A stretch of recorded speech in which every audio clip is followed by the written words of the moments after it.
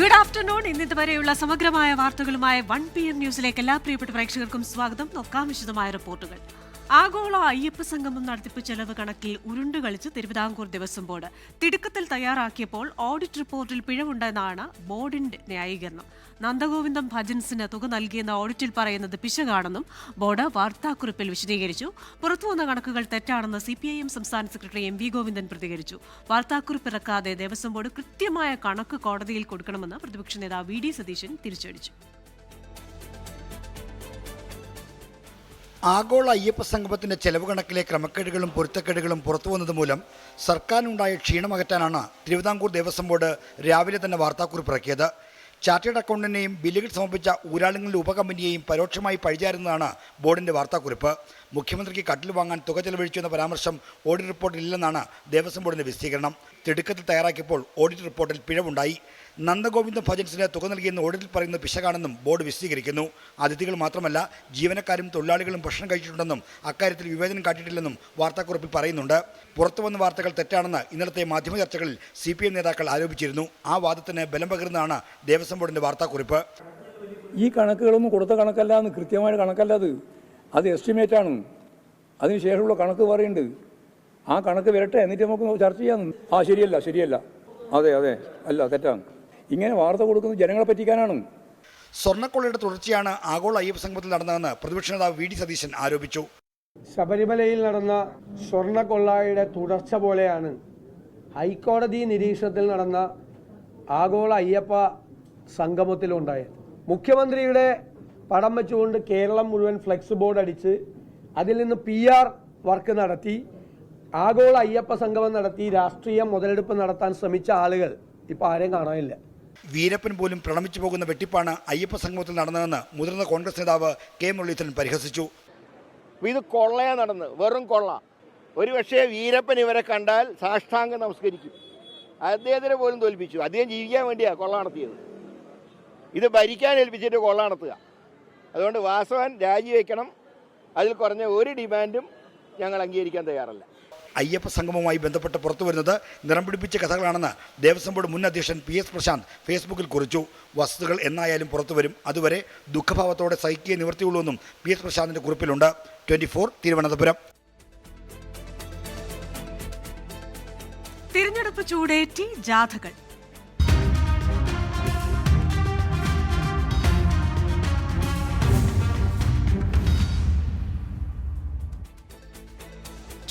Exclusive. Pala സ്ഥാനാർത്ഥിത്വത്തിലെ ഭിന്നാഭിപ്രായങ്ങൾക്കിടെ നിലപാട് മയപ്പെടുത്തി മന്ത്രി Roshy Augustine.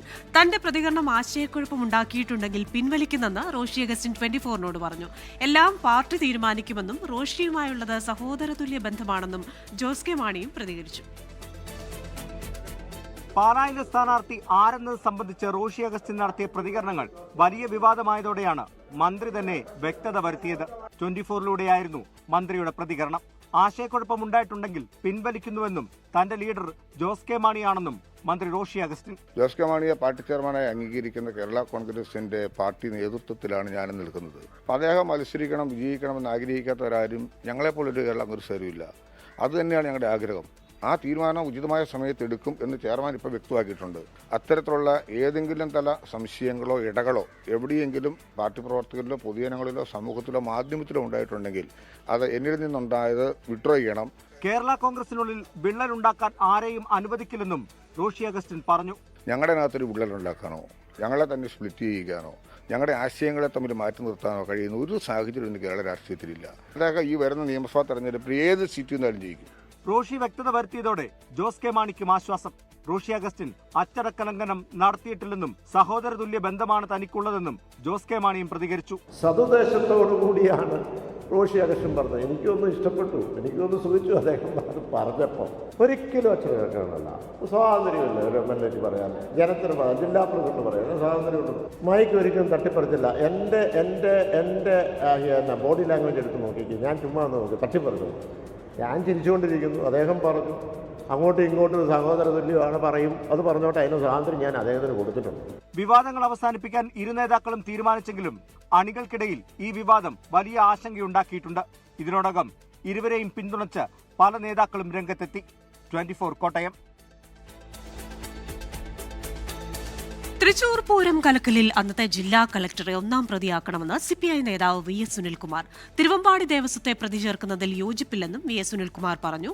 Pooram കലങ്ങിയത് പോലീസിന്റെ തെറ്റായ പെരുമാറ്റം മൂലമെന്ന് തിരുവമ്പാടി ദേവസ്വം കുറ്റപ്പെടുത്തി. പൂരം കലക്കലിലെ ക്രൈംബ്രാഞ്ച് റിപ്പോർട്ടിനെതിരെ കോൺഗ്രസും രംഗത്തെത്തി. തൃശൂർ പൂരം കലക്കലിൽ പോലീസ് ഗൂഢാലോചന തള്ളിയും തിരുവമ്പാടി ദേവസ്വത്തെ പ്രതിക്കൂട്ടിലാക്കിയുമുള്ള അന്വേഷണ റിപ്പോർട്ട് തള്ളുകയാണ് CPIയും കോൺഗ്രസും. ഗൂഢാലോചന ആരോപണം ആവർത്തിച്ചും അന്നത്തെ ജില്ലാ കളക്ടറെയാണ് പ്രതിയാക്കേണ്ടതെന്നും CPI നേതാവ് VS സുനിൽകുമാർ. ഒരു ദേവസ്വം പൂരം അലങ്കോലപ്പെടുത്തും എന്ന് ഞാൻ ഒരിക്കലും വിശ്വസിക്കില്ല.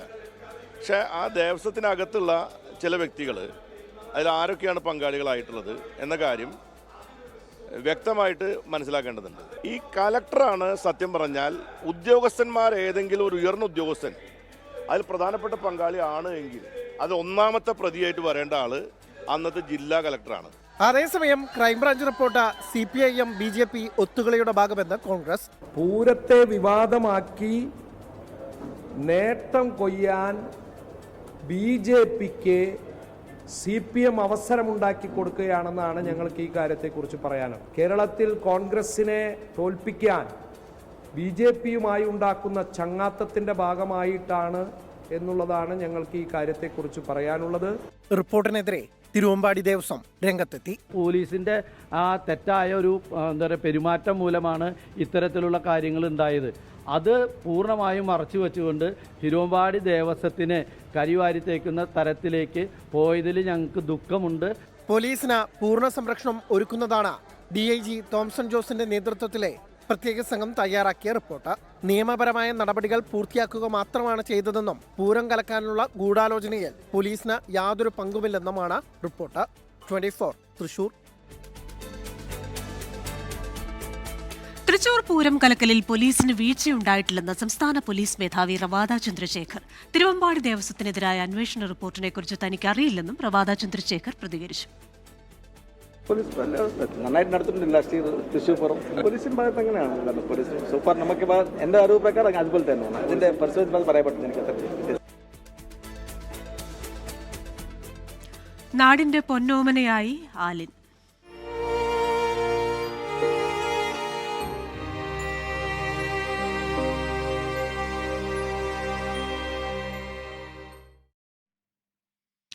അഞ്ചു കുരുന്നുകൾക്ക് പുതുജീവനേകി 10 മാസം പ്രായമുള്ള ആലൻ ഷെറിൻ എബ്രഹാം മടങ്ങുന്നു. ആലിന്റെ വൃക്കകളും കരളും മറ്റ് 2 കുട്ടികളിൽ മാറ്റിവെക്കുന്ന ശസ്ത്രക്രിയ പൂർത്തിയായി. വാഹനാപകടത്തിൽ മസ്തിഷ്ക മരണം സംഭവിച്ച ആലിന്റെ ഹൃദയവാൽവും നേത്രപടലങ്ങളും ദാനം ചെയ്തിരുന്നു. ആലിൻ ഷെറിൻ എബ്രഹാം 10 മാസം പ്രായമുള്ള കുഞ്ഞുമാലാഖ ലോകം വിട്ടു പോയെങ്കിലും 5 പേരിൽ പുതുജീവനായി തുടിക്കും. 10 വയസ്സുള്ള കുട്ടിക്കാണ് 2 വൃക്കകളും മാറ്റിവെച്ചത്. തിരുവനന്തപുരം മെഡിക്കൽ കോളേജിലായിരുന്നു ശസ്ത്രക്രിയ. 6 മാസം പ്രായമുള്ള കുഞ്ഞിനാണ് കരൾ നൽകിയത്. തിരുവനന്തപുരം കിംസ് ആശുപത്രിയിൽ രാവിലെ ശസ്ത്രക്രിയ പൂർത്തിയായി. ഇന്നലെ രാത്രിയോടുകൂടി ആരംഭിച്ച 2 കുട്ടികളുടെയും ശസ്ത്രക്രിയ ഇന്ന് പുലർച്ചെയോടെയാണ് അവസാനിച്ചത്. ശസ്ത്രക്രിയകൾ വിജയകരമായി പൂർത്തീകരിച്ചെങ്കിലും കുട്ടികളുടെ ആരോഗ്യസ്ഥിതി കൂടി സംബന്ധിച്ച ശുഭവാർത്തകൾക്കായാണ് കാത്തിരിപ്പ്. 3 മണിക്കൂർ 17 മിനിറ്റ് കൊണ്ടാണ് കൊച്ചിയിൽ നിന്ന് അവയവങ്ങൾ ഇന്നലെ രാത്രി തിരുവനന്തപുരത്ത് എത്തിച്ചത്. ഇക്കഴിഞ്ഞ 5-ന് MC റോഡിൽ പള്ളത്തുണ്ടായ അപകടത്തിലാണ് ആലിന് ഗുരുതര പരിക്കേറ്റത്. വ്യാഴാഴ്ചയാണ് മസ്തിഷ്ക മരണം സംഭവിച്ച ആലിന്റെ അവയവദാനത്തിന് മാതാപിതാക്കളായ ഷെറിനും അരുണും സന്നദ്ധത അറിയിച്ചത്. 24 തിരുവനന്തപുരം.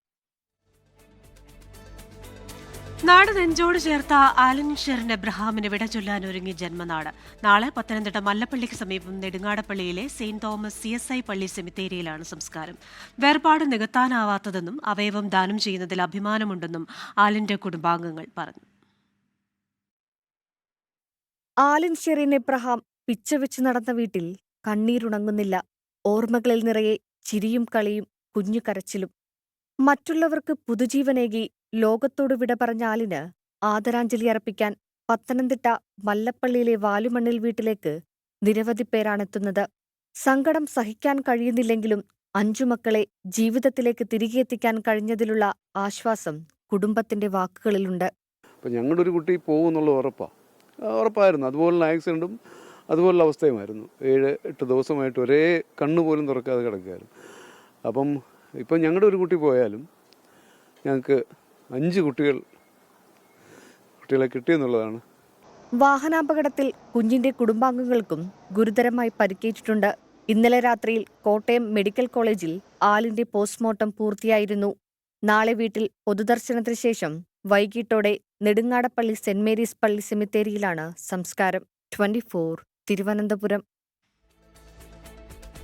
തിരുവനന്തപുരം പാങ്ങോട് സൈനിക ക്യാമ്പിലെ ആനക്കൊമ്പ് മോഷണം പോയ സംഭവത്തിൽ ക്യാമ്പിനുള്ളിലെ ആളെ കേന്ദ്രീകരിച്ച് അന്വേഷണം. വിരലടയാള വിദഗ്ധരും ഫോറൻസിക് സംഘവും ക്യാമ്പിൽ പരിശോധന നടത്തി. പോലീസ് സംശയിക്കുന്ന ആളുടെ വിരലടയാളവും ശേഖരിച്ചു. തെളിവ് ശേഖരണം പൂർത്തിയായാൽ പ്രതിയെ ഉടൻ അറസ്റ്റ് ചെയ്യാനാണ് നീക്കം. അതീവ സുരക്ഷയുള്ള പാങ്ങോട് കരസേനാ സ്റ്റേഷനിൽ സൂക്ഷിച്ചിരുന്ന 2 കോടി രൂപ മൂല്യമുള്ള 2 ആനക്കൊമ്പുകളാണ് മോഷണം പോയത്. ഓഫീസേഴ്സ് മെസ്സിൽ കഴിഞ്ഞ ബുധനാഴ്ച രാത്രിക്കും വ്യാഴാഴ്ച പുലർച്ചയ്ക്കും മധ്യയാണ് മോഷണം നടന്നത്. ബുധനാഴ്ച രാത്രി മെസ്സിൽ നടന്ന DJ പാർട്ടിയുടെ മറവിലാണ് മോഷണം നടന്നതെന്ന നിഗമനത്തിൽ പൂജപ്പുര പോലീസ് അന്വേഷണം നടത്തി വരുന്നതിനിടെയാണ് വഴിത്തിരിവുണ്ടായത്. DJ പാർട്ടിക്കായി പുറത്തുനിന്നെത്തിയ സംഘത്തിലെ 19 പേരെ പൂജപ്പുര പോലീസ് വിളിച്ചു വരുത്തി ചോദ്യം ചെയ്തിരുന്നു. എന്നാൽ ഇവരാണ് മോഷണത്തിന് പിന്നിലെന്ന് ഉറപ്പിക്കുന്ന സൂചനകൾ പോലീസിനില്ല. പാങ്ങോട് ക്യാമ്പിനെക്കുറിച്ച് അറിയാവുന്നവർ നടത്തിയ മോഷണമെന്നാണ് പോലീസിന്റെ ഇപ്പോഴത്തെ നിഗമനം. പിന്നാലെയാണ് വിരലടയാള വിദഗ്ധരും ഫോറൻസിക് സംഘവും പരിശോധന നടത്തിയത്. പോലീസ് സംശയിക്കുന്ന ആളുടെ വിരലടയാളവും ശേഖരിച്ചിട്ടുണ്ട്. കർശന പരിശോധനയ്ക്ക് ശേഷമാണ് സേനാ സ്റ്റേഷനിലേക്ക് കയറാനും ഇറങ്ങാനും സാധിക്കുക. ഈ സാഹചര്യത്തിൽ ആനക്കൊമ്പുകൾ പുറത്തേക്ക് കടത്തിയിട്ടുണ്ടാകില്ല എന്നും പോലീസ് സംശയിക്കുന്നു. സേനാ സ്റ്റേഷനകത്തെയും പുറത്തെയും CCTV ദൃശ്യങ്ങൾ പോലീസ് പരിശോധിച്ചു വരികയാണ്. 24 തിരുവനന്തപുരം. റാപ്പിഡ് റെയിൽ പദ്ധതിയുടെ പ്രാഥമിക അനുമതിക്കായി കേന്ദ്ര സർക്കാരിന് മുഖ്യമന്ത്രി കത്തയച്ചു. വിശദ പദ്ധതി റിപ്പോർട്ട് തയ്യാറാക്കുന്നതിനുള്ള ഫണ്ടിനും കേന്ദ്ര സർക്കാരുമായുള്ള തുടർ ചർച്ചകൾക്കുമാണ് മുഖ്യമന്ത്രി കേന്ദ്ര നഗരകാര്യമന്ത്രി മനോഹർലാൽ ഖട്ടറിന് കത്തയച്ചത്.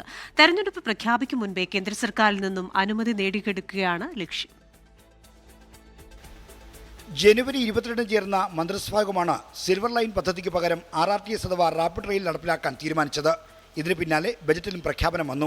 ഡൽഹി മീററ്റ് പാതയുടെ മാതൃകയിലാണ് കേരളം റാപ്പിഡ് റെയിൽ പദ്ധതി ആവിഷ്കരിക്കുന്നത്. നിയമസഭാ തെരഞ്ഞെടുപ്പിന് മുന്നോടിയായി അതിവേഗ റെയിലിന്റെ നടപടികൾ സർക്കാർ വേഗത്തിലാക്കുകയാണ്. സംസ്ഥാനത്ത് റാപ്പിഡ് റെയിൽ പദ്ധതി നടപ്പിലാക്കാൻ സന്നദ്ധമാണെന്ന് കൊച്ചിയിൽ സെപ്റ്റംബറിൽ നടന്ന അർബൻ കോൺക്ലേവിൽ കേന്ദ്രമന്ത്രി മനോഹർലാൽ ഖട്ടർ പ്രഖ്യാപിച്ചിരുന്നു. ഇതുകൂടി ഓർമ്മിപ്പിച്ചുകൊണ്ടാണ് റാപ്പിഡ് റെയിലിന് അനുമതി തേടിയുള്ള മുഖ്യമന്ത്രിയുടെ കത്ത്.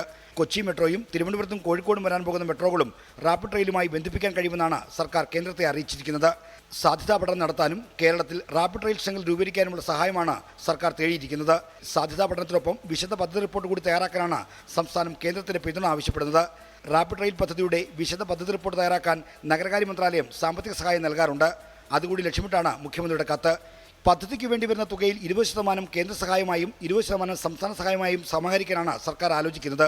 60% തുക വായ്പയിലൂടെയും കണ്ടെത്തും. തിരുവനന്തപുരം മുതൽ കാസർഗോഡ് വരെ 4 ഘട്ടമായുള്ള റാപ്പിഡ് റെയിൽ കേരളത്തിൽ പ്രായോഗികമല്ലെന്ന ശ്രീധരന്റെ വിമർശനം തള്ളിയാണ് സർക്കാർ റാപ്പിഡ് റെയിൽ പദ്ധതിയുമായി മുന്നോട്ട് പോകുന്നത്.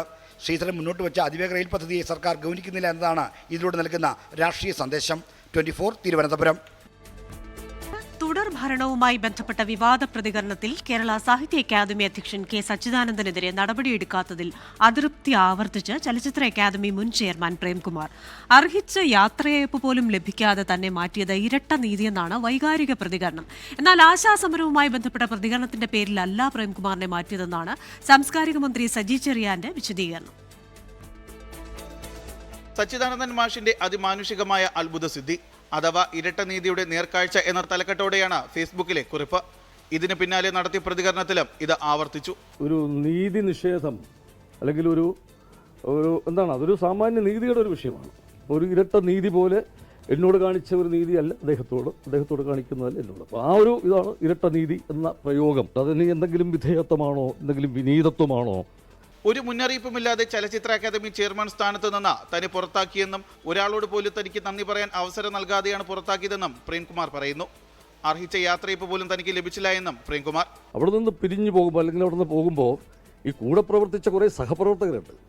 വളരെ ആത്മാർത്ഥതയോടുകൂടി എന്നോടൊപ്പം നിന്ന് അവരോടൊരു നന്ദി പറയാനുള്ള അവസരം പോലും ലഭിച്ചില്ല എന്നുള്ളതാണ് എൻ്റെ വിഷമം. ഇത്ര തിടുക്കപ്പെട്ട് തന്നെ പുറത്താക്കാനുള്ള അടിയന്തര സാഹചര്യം എന്തായിരുന്നു എന്നുള്ളത് എത്ര ആലോചിച്ചിട്ടും മനസ്സിലായില്ലെന്നും പ്രേംകുമാർ പറയുന്നു. ആശാസമരം പരിഹരിക്കണമെന്ന് താൻ ആവശ്യപ്പെട്ടതാണ് പുറത്താക്കലിന് പിന്നിലുള്ള കാരണമെന്ന് പിന്നീട് മാധ്യമങ്ങൾ വഴി അറിയാൻ സാധിച്ചു. ചെയർമാൻ സ്ഥാനത്ത് നിന്ന് തന്നെ ഒഴിവാക്കിയതായി ഔദ്യോഗികമായ അറിയിപ്പ് ഈ നിമിഷം വരെ ലഭിച്ചിട്ടില്ല എന്നും പ്രേംകുമാർ വ്യക്തമാക്കി. അതേസമയം സച്ചിദാനന്ദൻ മാഷ് സംസാരിച്ചത് വിശാല മനസ്സോടെ എന്നായിരുന്നു മന്ത്രി P. രാജീവിന്റെ പ്രതികരണം. തുടർ ഭരണം ഉണ്ടാകുമ്പോൾ സ്വാഭാവികമായിട്ടും നല്ല ജാഗ്രത വേണം.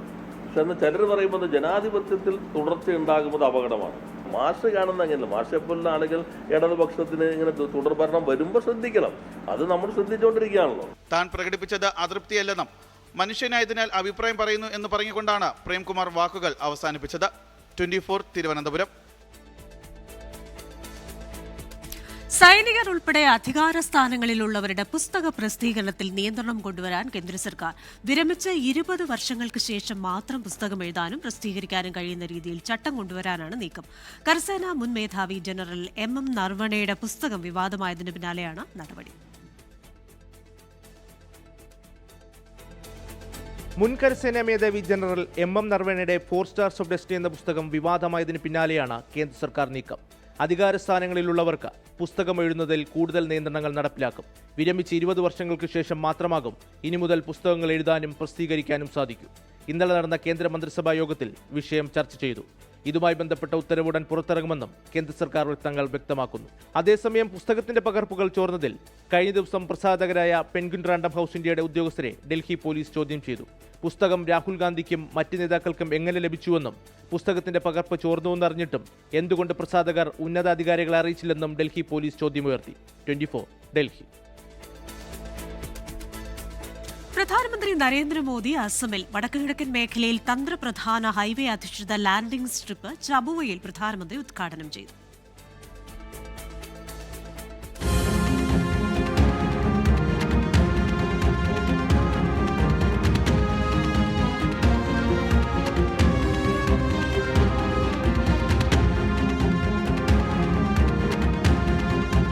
ചൈന അതിർത്തിക്കടുത്ത് തന്ത്രപ്രധാനമായ ഹൈവേ അധിഷ്ഠിത അടിയന്തര ലാൻഡിംഗ് സംവിധാനത്തിനാണ് തുടക്കം കുറിച്ചിരിക്കുന്നത്.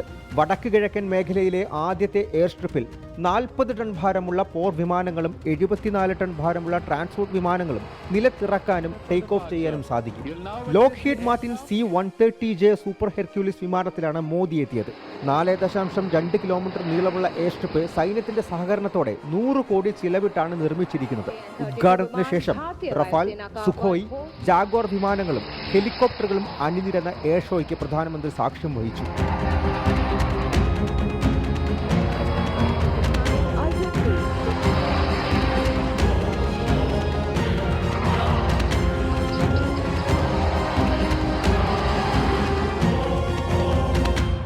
ഇരുപത് മിനിറ്റ് നീണ്ടുനിന്ന എയർ ഷോയ്ക്ക് ശേഷം air force chief marshal AP Singh പ്രധാനമന്ത്രിക്ക് മൊറാൻ ബൈപ്പാസ് എയർ സ്ട്രിപ്പിന്റെ പ്രാധാന്യം വിശദീകരിച്ചു നൽകി. ഉച്ചകഴിഞ്ഞ് ഗുവാഹത്തിയിലെത്തുന്ന നരേന്ദ്രമോദി 5450 കോടി രൂപയുടെ പദ്ധതികൾ ഉദ്ഘാടനം ചെയ്യും. ബ്രഹ്മപുത്ര നദിക്ക് കുറുകെയുള്ള ഭാസ്കർ വർമ്മൻ പാലവും പ്രധാനമന്ത്രി ഇന്ന് തുറന്നു നൽകും. ഗുവാഹത്തിയെ വടക്കൻ ഗുവാഹത്തിയുമായി ബന്ധിപ്പിക്കുന്ന 1.24 കിലോമീറ്റർ നീളമുള്ള പാലം 3030 കോടി രൂപ ചിലവിട്ടാണ് നിർമ്മിച്ചിരിക്കുന്നത്. പ്രധാനമന്ത്രിക്ക് ഗുവാഹത്തിയിൽ നിന്നും ഇംഫാലിലേക്കുള്ള വിമാന ടിക്കറ്റ് ബുക്ക് ചെയ്ത് കൊടുത്തിരിക്കുകയാണ് കോൺഗ്രസ്. അസമിലെ പരിപാടികൾക്ക് ശേഷം മണിപ്പൂർ കൂടി സന്ദർശിക്കണമെന്ന് ആവശ്യപ്പെട്ട് വിമർശിച്ചിട്ടുണ്ട്. ഡൽഹിയിൽ നിന്ന് അർജുൻ പിതാമരൻ, 24. ഈ റിപ്പോർട്ടോടെ 1 PM ന്യൂസിന്റെ സമയം പൂർണ്ണമാവുകയാണ്.